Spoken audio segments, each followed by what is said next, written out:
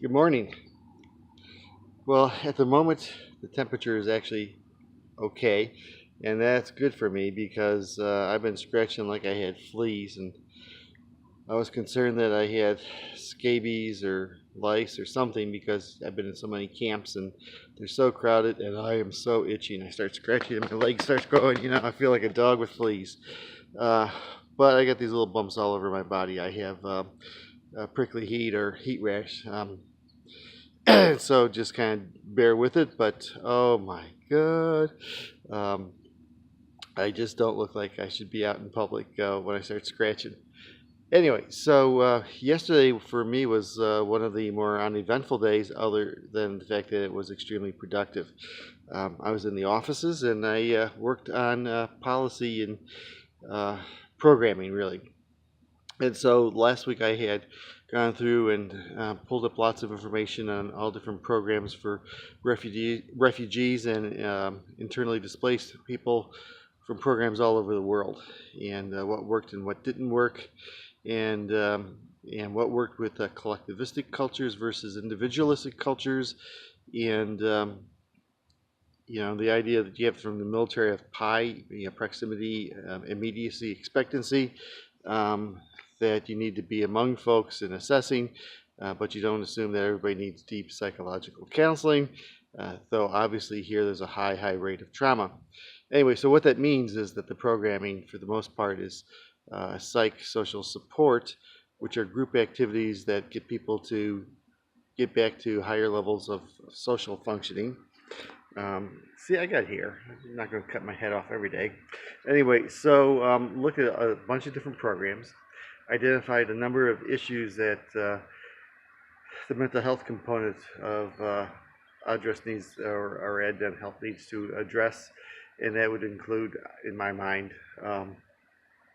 self-care, um, orientation, exit interviews, identifying folks for debrief, uh, in-service training, um, advising the administrator or director, and that's just for the workers here. It doesn't address issues outside of that into the camps, and those would be issues of confidentiality, cultural competency, gender issues, and all those type of things.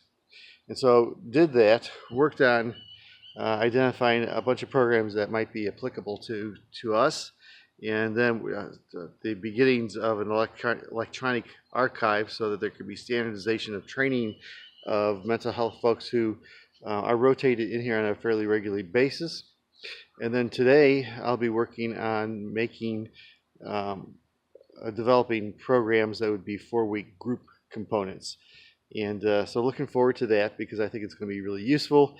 Even if they reject it, I've saved them time by them saying, oh, that's a good idea, but not here.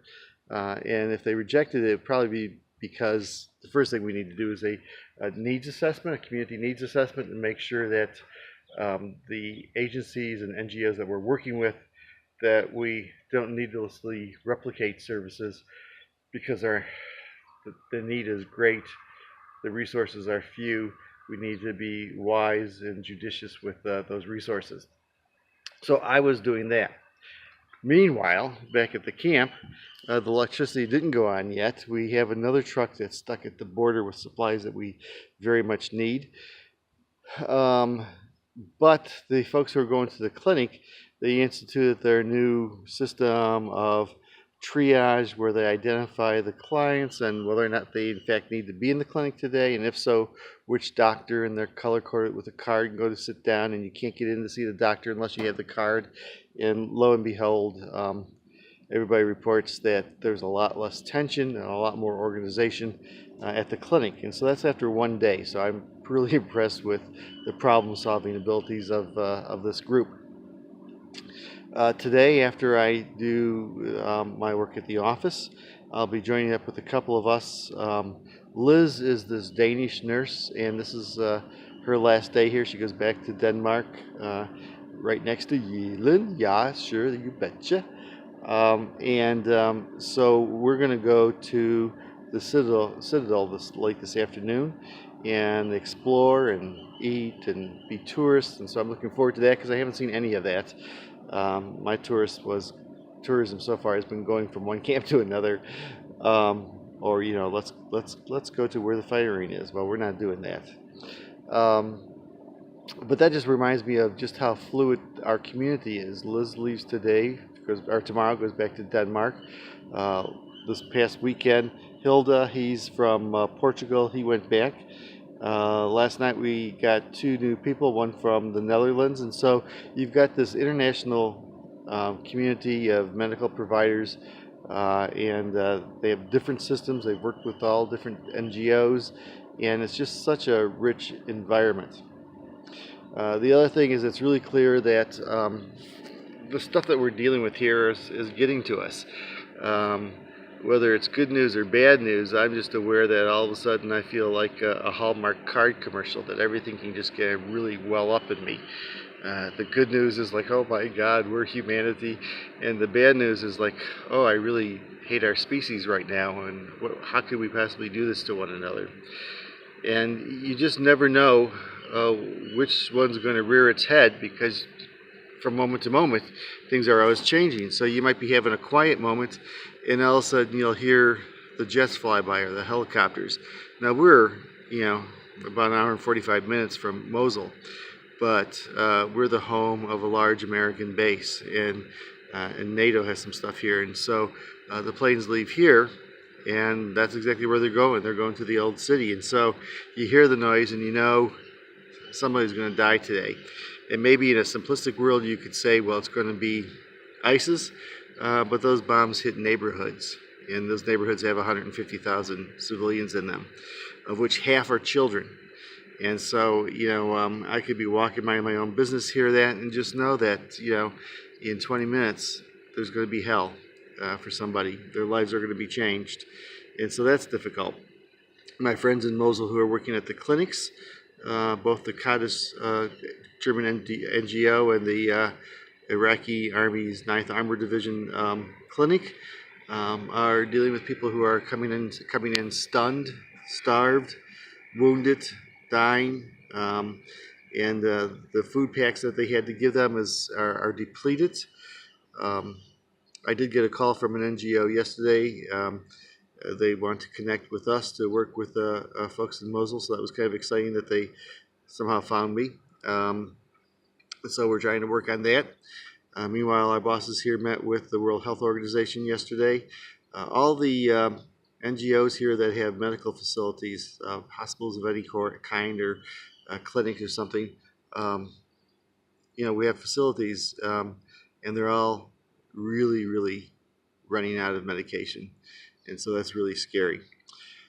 So my day is going to be blessedly quiet.